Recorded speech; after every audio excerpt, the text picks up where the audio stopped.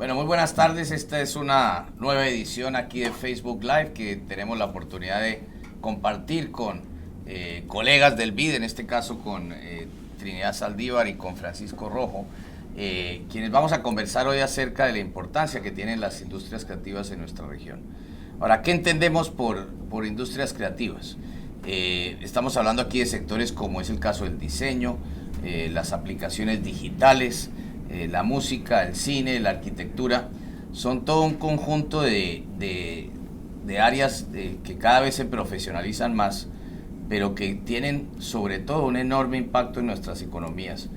Y si bien es cierto que América Latina tiene muchos problemas de pobreza, lo que sí tenemos es una millonaria y milenaria cultura. Y es justamente alrededor de esto que se puede construir cada vez más una economía que hemos venido a llamar nosotros la economía naranja. Nosotros estimamos en un estudio que hizo el BID que cerca de 2 millones de personas trabajan justamente en estos sectores. Son sin duda fuentes de empleo, de competitividad y por supuesto de creatividad. Y es también una manera y un camino para resolver muchos de los retos que tenemos en nuestra región.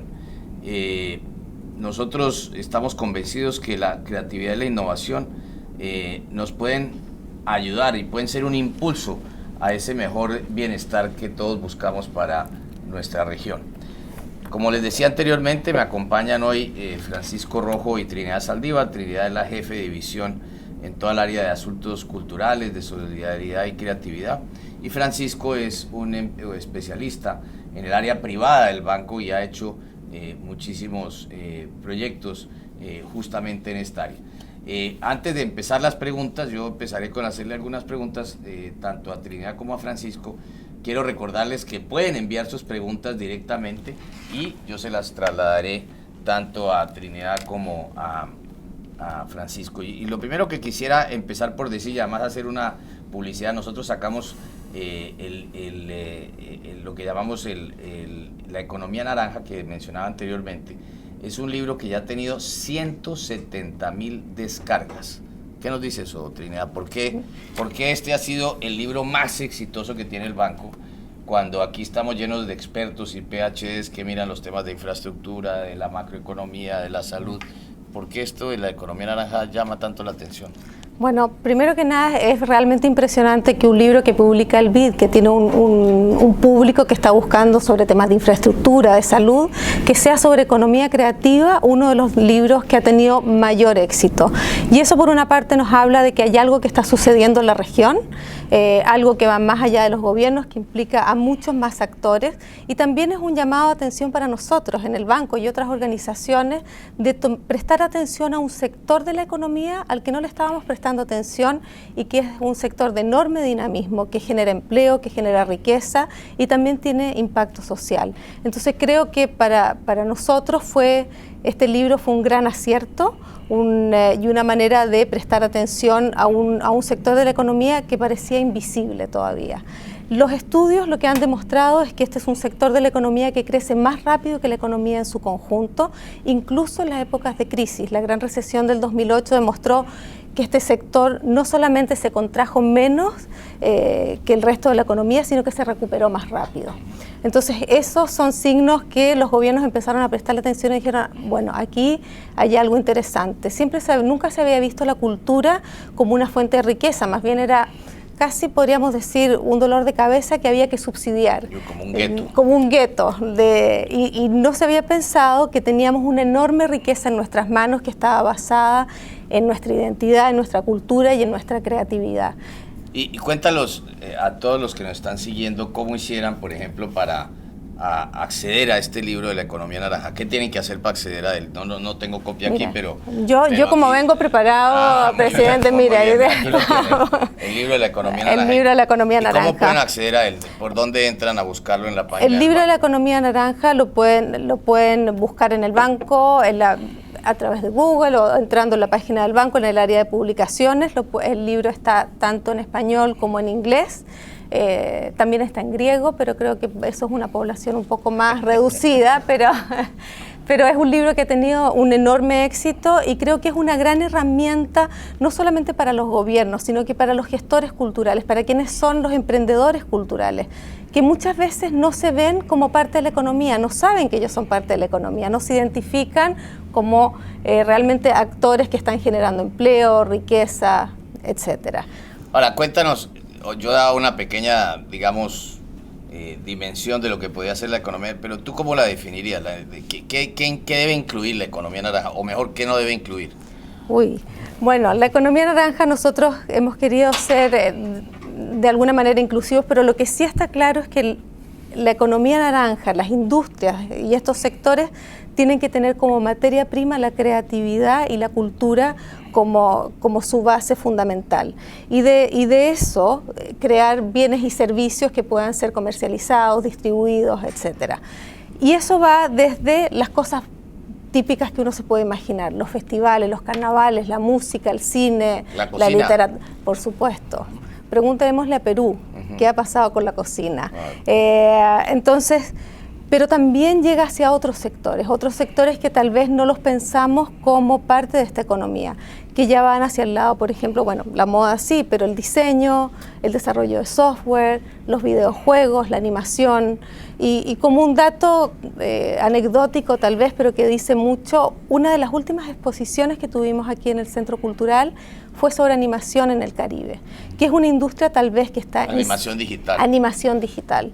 Una industria que tal vez es incipiente, en la que el banco está invirtiendo y ha sido una de las exhibiciones más exitosas que ya ha viajado al Caribe, porque ven ahí un potencial para sus propias industrias, para hacerlas más competitivas, para sus economías y también una fuente de trabajo para la juventud.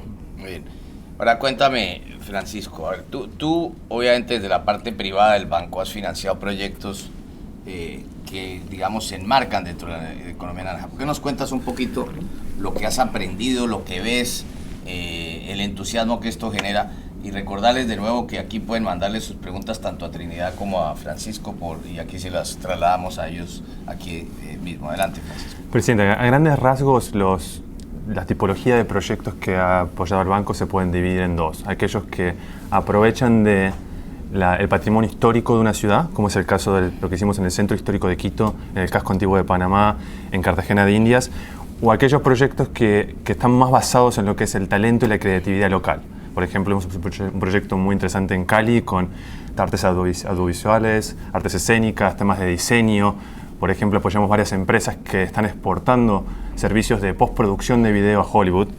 Y también hemos trabajado con la industria musical en Río de Janeiro para que aprovechen las nuevas herramientas de la economía digital. Pero a grandes rasgos hay dos factores que vemos que son fundamentales para que estas economías florezcan, que son las alianzas público-privadas y clusters.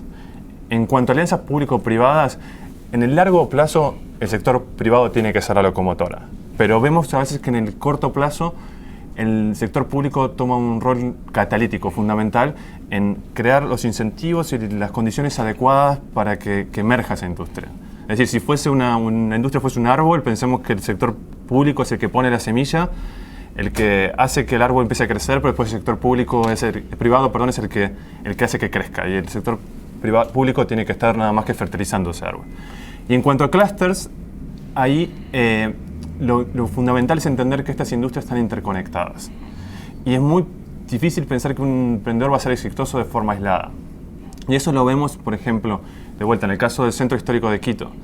Es imposible pensar que el éxito solo se da por el lindo centro histórico que tienen o por un emprendedor en particular. Se da por una oferta interconectada de muchos emprendedores que hacen que la gente quiera ir, quiera estar, quiera visitar, y se logran cosas como vimos hace 2 años, que el centro histórico apareció en la primera plana del Washington Post como un espacio. Como un destino. Como un destino a visitar. Y esto va más allá a veces de las propias industrias. Estos encadenamientos van a temas de, por ejemplo, en el centro histórico, como temas de seguridad, temas de hotelería, de restaurantes, y todo eso hay que encadenarlo. Y lo mismo pasa con la música, ¿no? Cuando uno piensa en grandes artistas, que a veces son un clúster en sí mismo, no es solo el artista, tienen iluminadores, diseñadores, escritores. Eso es algo que vemos que es fundamental y que hay que apoyar. Muy bien. Aquí tenemos varias preguntas y invito a que nos sigan enviando las mismas. Aquí Laura nos pregunta desde la Argentina, y aquí a Trinidad le pregunto, dentro de las industrias culturales, ¿cuáles son las más pujantes y cuáles traen más retornos a quien invierte en ellas? Bueno, de las industrias culturales, realmente la música que acabamos de nombrar es una industria realmente pujante, donde América Latina además ha exportado sus ritmos y sus distintas disciplinas musicales de manera muy importante, la salsa, etcétera. Esa es una de las industrias y que además tiene muchísimo más potencial a explotar. Otro sector es la televisión. Es un sector enorme que exportamos y exportamos hace años muy bien, especialmente las telenovelas, claro. Que es algo que hemos visto desde Betty la Fea, por ejemplo, que se llegó a hacer hasta una versión en chino. Traspasó fronteras. Eso parecía cuento chino, pero Eso no. parecía cuento chino, pero no era. Y una industria que es muy interesante, que es muy importante y que se han visto políticas de apoyo que luego, como dices tú, el sector privado ha ido tomando, es la del cine. El sector del cine, la industria del cine, desde el 2008 al 2012 creció 173%. En América Latina. En América Latina. Y esto tiene que ver en dos partes. Uno es el corte de ticket en taquilla, que se duplicó. ¿Qué quiere decir el corte del ticket en taquilla? ¿Cuántas personas fueron al cine y compraron un ticket? Ya. Eso se duplicó y uno pensaría que la gente hoy día ve cine en el tablet, en su teléfono, pero no, sigue yendo al cine. Han aumentado las salas de cine, etcétera. El problema es que la mayoría de las películas que fueron a ver son estas grandes producciones de Hollywood. Entonces hay un tema pendiente de cómo promovemos nuestra propia producción. Y por otra parte está la producción en América Latina. Y esa también ha aumentado enormemente, especialmente en, diríamos, 3 países, México, Brasil, Argentina, que son países que han puesto, han creado una normativa, han generado los incentivos, realmente se han preocupado de hacer crecer. Esto no es, cuando vemos las alfombras rojas de nuestros festivales y vemos a Ricardo Darín o González Iñárritu, no son unos genios que aparecieron por ahí, que sí lo son, pero tienen detrás una gran industria y tienen gobiernos que se han preocupado, tienen sectores de la industria que se han preocupado de que esto sea así. Pero hay también una larga historia de esos 3 países de tener producción audiovisual de todo tipo. O sea, lo otro que hay es incentivos fiscales. Exacto. Que han creado algunos países, Colombia, por ejemplo, siendo uno de ellos, para atraer a que se hagan producciones en el país. Entonces, bueno, uno se encuentra una serie en Netflix, como es el caso de Narcos, con un actor brasilero haciendo de Pablo Escobar, en el mundo al revés, pero bueno, en todo caso, Pero eso, presidente, es muy importante, porque lo que hemos visto también es que esta es una industria de contenidos. Y estamos viviendo una economía donde el contenido es realmente importante. ¿Y qué es lo que hemos visto? Que las grandes conglomerados y empresas, por ejemplo, el mundo audiovisual, han puesto sus ojos en América Latina. ¿Por qué? Porque saben que hay muy buenos guionistas, porque saben que hay buenos actores, porque la calidad del cine que producimos es bueno. Está Prófugos, HBO ha hecho una gran inversión. Ahora Netflix va a sacar toda una serie de animación para niños en 30 idiomas basada en leyendas mexicanas. Wow. La Llorona, el Chupacabra. Wow. ¿Qué tiene que ver la Llorona y el Chupacabra en Vietnam? No sabemos. Pero sí vemos que... Y para no hablar de una cantidad de novelas que puede uno ver en Netflix en español. Pero bueno, Pedro Roque nos pregunta desde Perú, y esta se la traslado a Francisco, si las industrias culturales son una tendencia o por el contrario una industria consagrada. Muy buena pregunta, Pedro. La realidad es que no es una tendencia, es una industria tampoco consagrada, donde donde vemos que está creciendo a una tasa del 10% a nivel global. Que representan una parte importante de la economía y puede ser una locomotora para el crecimiento de nuestras economías. Y lo que es la economía digital está ayudando mucho a que esto ocurra. Está ayudando de 3 formas. Una es en lo que es la generación de contenido, en lo que es la distribución del contenido y lo que es luego la financiación. En la generación, como hablábamos antes, las industrias culturales tienen una tendencia a tener que realizarse en clúster por la interconexión. La comunicación a través de Internet hace que esos clústeres puedan crecer y puedan eliminar barreras geográficas. Y lo más grande es en cuanto a la distribución. Hoy por hoy, un emprendedor en Perú puede estar vendiendo su producto en cualquier parte del mundo. Es decir, una persona que está haciendo un videojuego en Perú puede venderlo en Apple Store. Un músico se puede dar a conocer a través de YouTube, a través de Facebook, puede vender su música automáticamente en iTunes. Eso no existía antes y eso es un empujón muy fuerte para estas industrias. Y por último, desde el punto de vista de financiamiento, que muchas veces es citado como la principal barrera, y entiendo que para lo que es industrias culturales es aún más complejo, porque al tratarse por lo general de activos intangibles como es la propiedad intelectual, o a veces sus ingresos no son estables, hace que la banca comercial tenga más problemas para financiarlo. Pero existen varias herramientas como es el crowdfunding que están ayudando a generar financiamiento alternativo para emprendedores como tú, Pedro. Ahí hay la plataforma más conocida a nivel global es Kickstarter, que ya ha apoyado el surgimiento de 8.800 empresas culturales y ha dado... ¿En Latinoamérica? No, a nivel global. Este es un okay. estudio que ha hecho la Universidad de Pensilvania, que ha dicho que ha encontrado eso y que se crearon 300.000 empleos gracias a Kickstarter. Wow. Y en Latinoamérica existen plataformas como Ideame, como Indiegogo, como hace poco Fondeadora en México hizo un convenio con Kickstarter para tratar de conectar a los emprendedores locales con esta plataforma. La cuestión es que vemos que estas plataformas están creciendo y muchas veces, en este caso, este tipo de plataformas de crowdfunding, que es un subsegmento dentro del crowdfunding general, que lo llamamos rewards o recompensa, es los emprendedores buscan algo más que el financiamiento y buscan apoyar algo que les gusta, que llegue al mercado un producto y servicio que ellos están interesados, ser el primero en recibirlos. Entonces, los animo a los emprendedores culturales a que busquen esas oportunidades y que aprovechen esta industria, pero que lo piensen como una industria efectivamente, como que hay que invertir. Y no es solo, si bien hay que aprovechar los subsidios, pero hay que pensar que es un negocio. Gracias, Francisco. Lucía Delgado nos pregunta desde México, ¿qué rol tiene, y es algo que mencionaba antes, Trinidad, el sector público en justamente incentivar este tipo de emprendimientos creativos y culturales? Bueno, el sector público tiene un gran desafío para realmente incentivar estas industrias. ¿Por qué? Porque estas industrias no están en un ministerio, no están en un solo sector.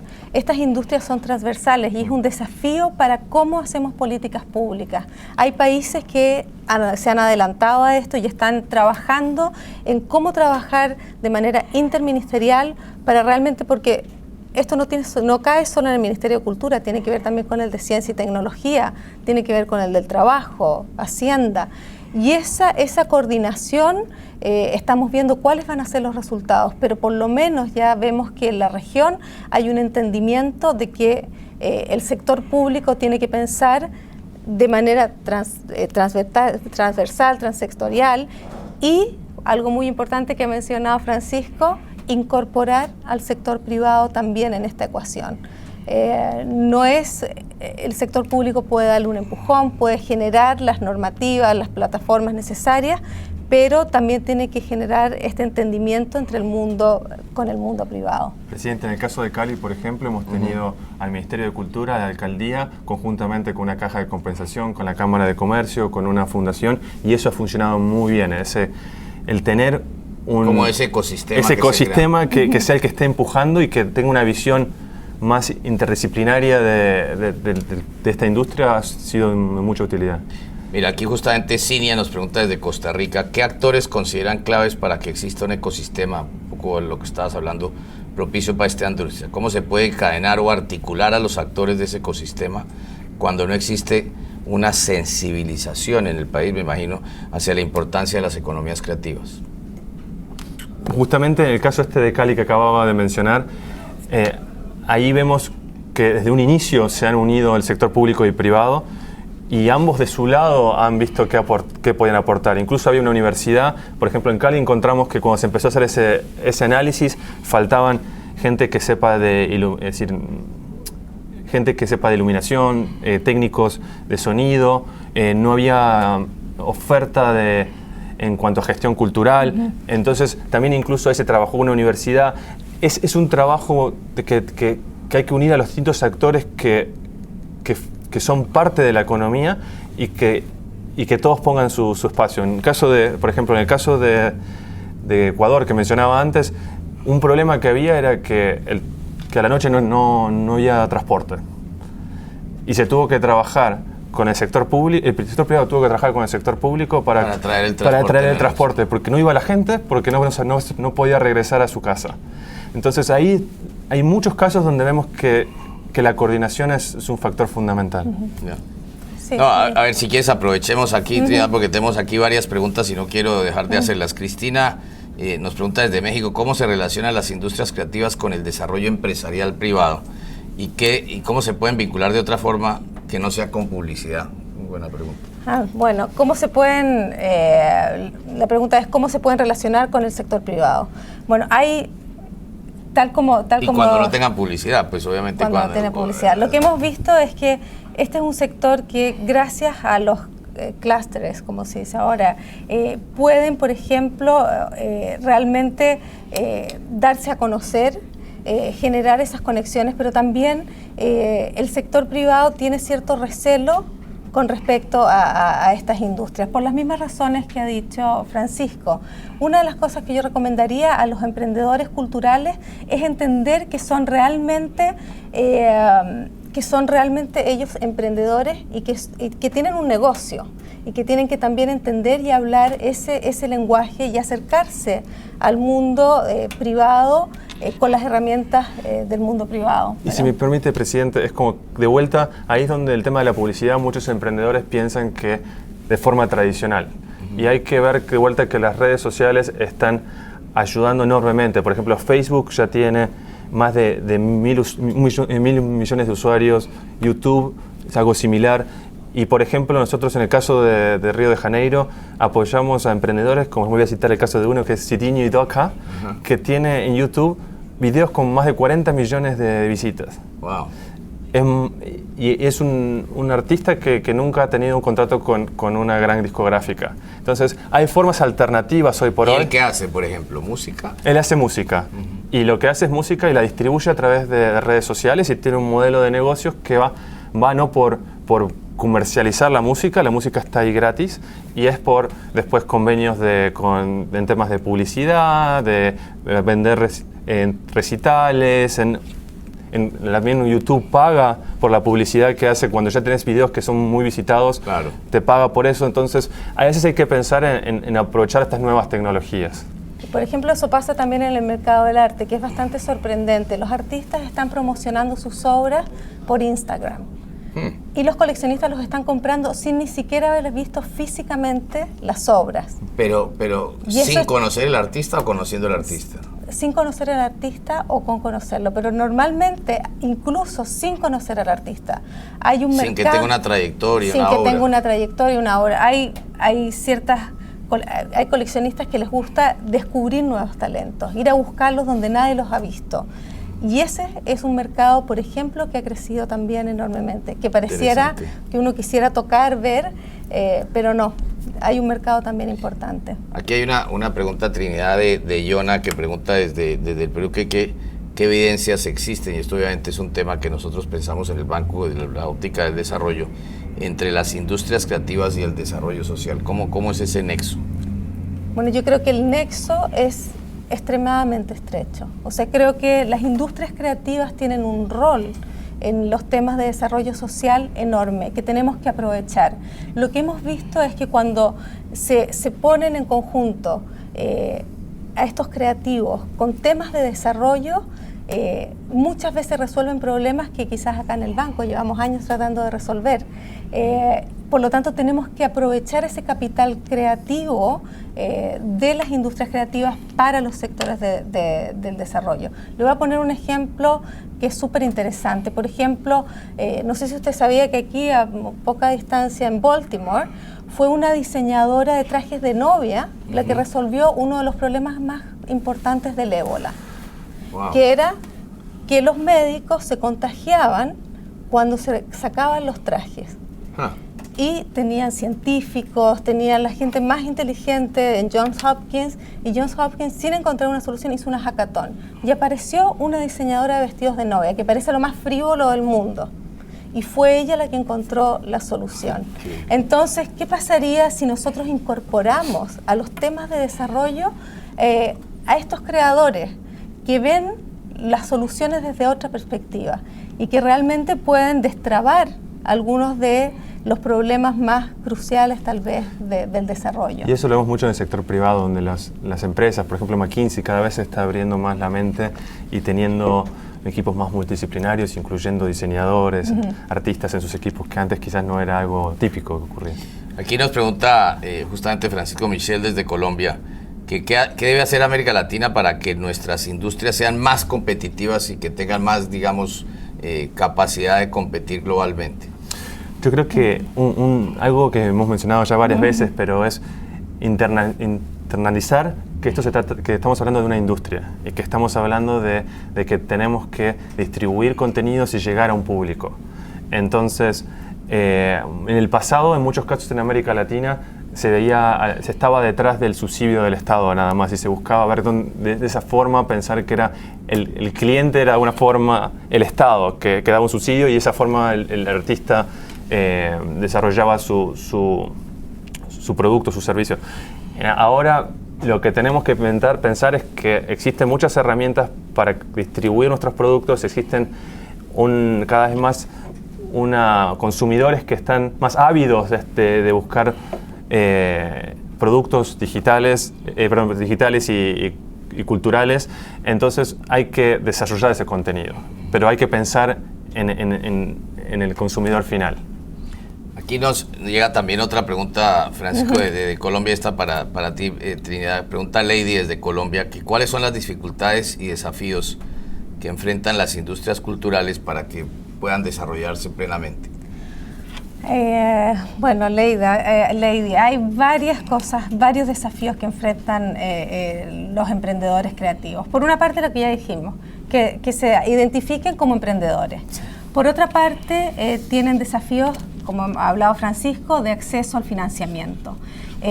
Tienen también desafíos de integración. Los productos que nosotros creamos en América Latina, tenemos que ir por ejemplo, una película que se produce en Colombia, hay que ir a verla a París y no se puede ver en Chile, en la sala de cine. Entonces también tenemos un tema de integración que es muy importante para que realmente estas industrias puedan florecer. Tenemos un mercado que habla una sola lengua y realmente es casi absurdo que no aprovechemos generar estos contenidos para un mercado enorme, y para eso tenemos que trabajar en temas de integración, en temas de infraestructura para generar estos clusters. Entonces yo diría que los grandes desafíos pasan por eso, por primero identificarse, entender el mundo financiero, que el mundo financiero entienda a los creativos y también generar los espacios para que esos creativos puedan también participar de otras industrias.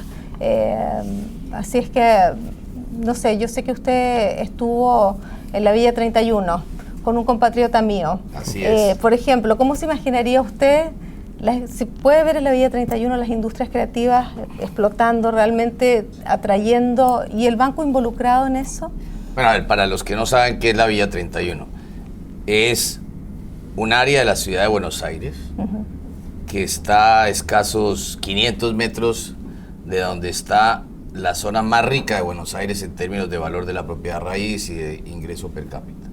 Y escasamente 500 metros está concretamente un barrio de invasión, a donde llegaron cientos de miles de latinoamericanos, bolivianos, peruanos, colombianos, etc.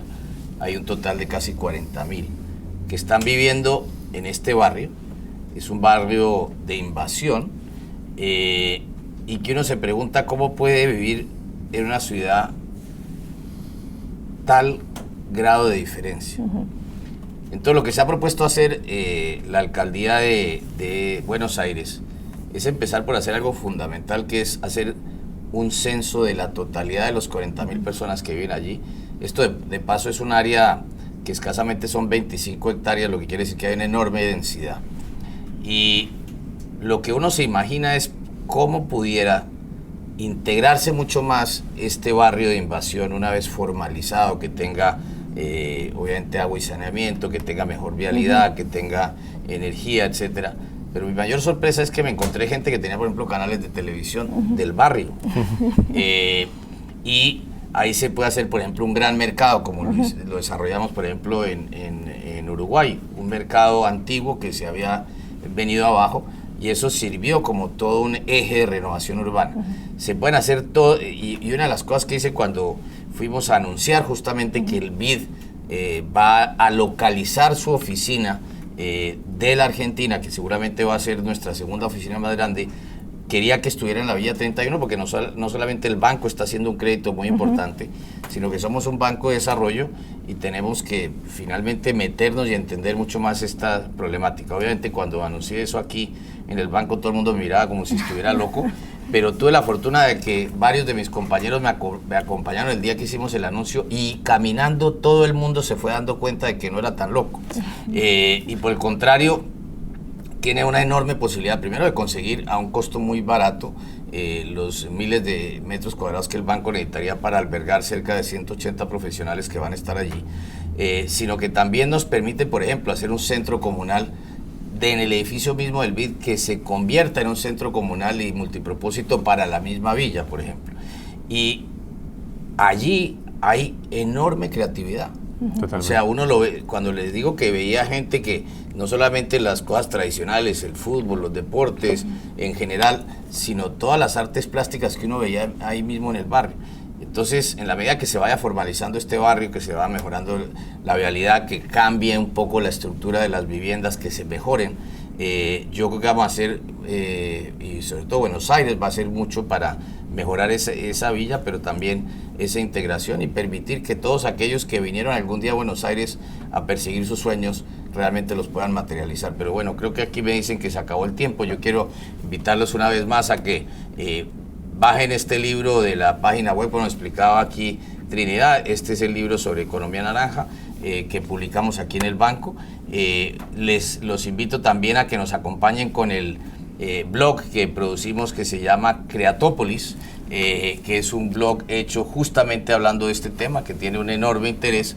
Justamente el antecesor de Trinidad, hoy senador de Colombia, Iván Duque, acaba de sacar una ley en Colombia para apoyar y acompañar la economía naranja. De tal manera que este es un tema que hasta ahora comienza, creo que es fundamental y apunta finalmente a lo que tenemos los latinoamericanos, y es una enorme creatividad que tenemos que saber poner en valor para realmente tener como consecuencia un enorme impacto en el desarrollo. De nuevo, muchas gracias a Presidente. Yo quiero también pasar un anuncio. A ver, usted sabe que en noviembre vamos a estar en Miami. Vamos a tener el primer Demand Solutions, que es el evento de creatividad, innovación y emprendimiento que tiene el banco, donde invitamos a las mentes más brillantes a inspirarnos, contarnos qué está sucediendo. Tenemos un concurso abierto que cierra este domingo para todos los emprendedores culturales y creativos de la región, para que nos sorprendan, nos muestren qué están haciendo, y los invitamos. El premio será ir a Miami y estar en una ciudad que es el segundo polo de innovación de los Estados Unidos y que tiene una gran relación con América Latina. La verdad es que el talento latinoamericano se ha tomado también la ciudad y queremos hacer esa conexión muy fuerte entre nuestro talento. La creatividad es finalmente la riqueza del siglo XXI. Muy bien. Nos vemos entonces en Miami. De nuevo, muchas gracias a todos. Y gracias a Trinidad y a Francisco.